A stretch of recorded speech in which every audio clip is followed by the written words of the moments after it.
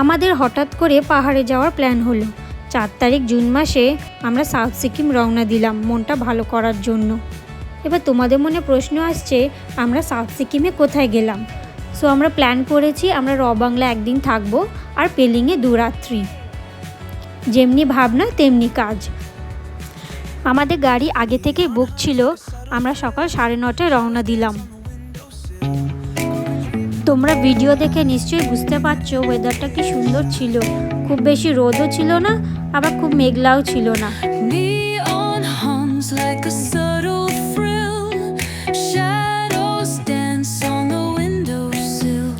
রাবাঙ্গা যাওয়ার আগে আমরা ভাবলাম নামচিও ঘুরে যাই, ওখানে সিদ্ধেশ্বর বা চারধাম মন্দির দর্শন করা যাবে। প্রায় 4 ঘন্টার জার্নি করার পর আমরা নামচির এই সিদ্ধেশ্বর মন্দিরে পৌঁছালাম। আমরা ব্রাইট ওয়েদার পাইনি ঠিকই, কিন্তু এই মেঘলা পরিবেশ একদম অপূর্ব ছিল। কখনো মেঘ আসছে, আবার কখনো চলে যাচ্ছে, আবার পরের মুহূর্তেই মেঘ আসছে। ঠিক যেন মেঘেদের দুনিয়ায় আমরা এসে গেছি। এই মন্দিরে 108 ফিট উচ্চতা লর্ড শিবা স্ট্যাচু রয়েছে এবং এর মধ্যে রয়েছে 12টি জ্যোতির্লিঙ্গ। আমরা মন্দিরের ভেতরটা ঘুরে দেখলাম এবং নানাভাবে ছবি তোলা হলো।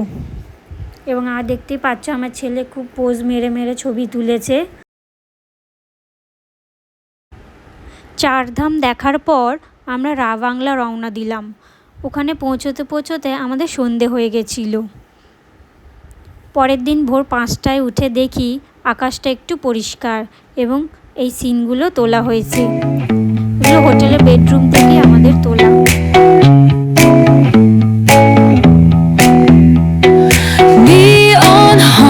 Like a subtle thrill, shadows dance on the windowsill.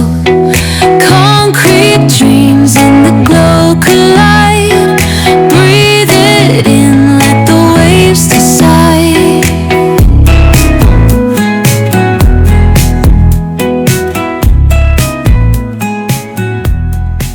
আমরা চটজলদি রেডি হয়ে হোটেলের সামনেটা কিছুটা পায়চারি করলাম আর পাহাড় দেখলাম।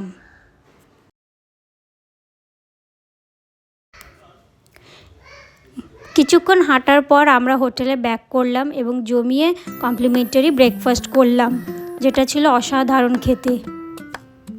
মেনুতে তোমরা দেখতেই পাচ্ছ পুরি আর সবজি ছিল আর সঙ্গে কফি।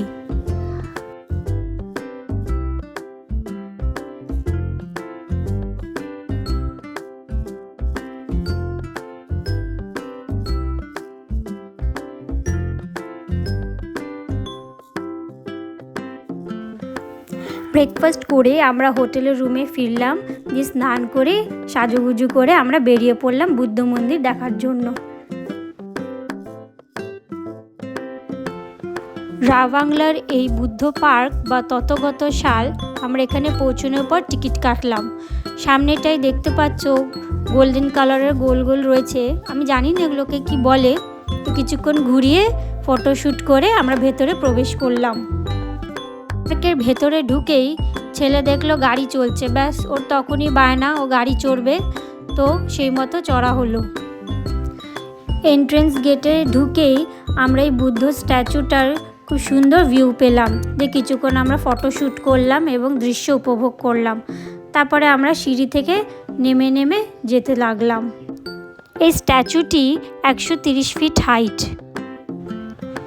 বুদ্ধ স্ট্যাচুর সামনে এরকম বড় বড় 7টা উইশিং ওয়াটার পুল রয়েছে। এখানে দেখছিলাম লোকে উইশ করে জলের ভেতর কয়েনটা ফেলে দিল। আমরা বুদ্ধ মন্দিরের ভেতরটা খুব সুন্দরভাবে দর্শন করলাম। একেবারে ঘুরে ঘুরে ওপর অবধি গেলাম, তারপরে বেরিয়ে এলাম। ভেতরে ফটোগ্রাফি অ্যালাউ ছিল না। তারপরে মন্দিরের আমরা ডান দিকে একটা ভালো সিন পেলাম, খুব সুন্দর ভিউ। তো আমরা সেই দিকে হাঁটতে লাগলাম। আর দেখো কি সুন্দর অপূর্ব ভিউ।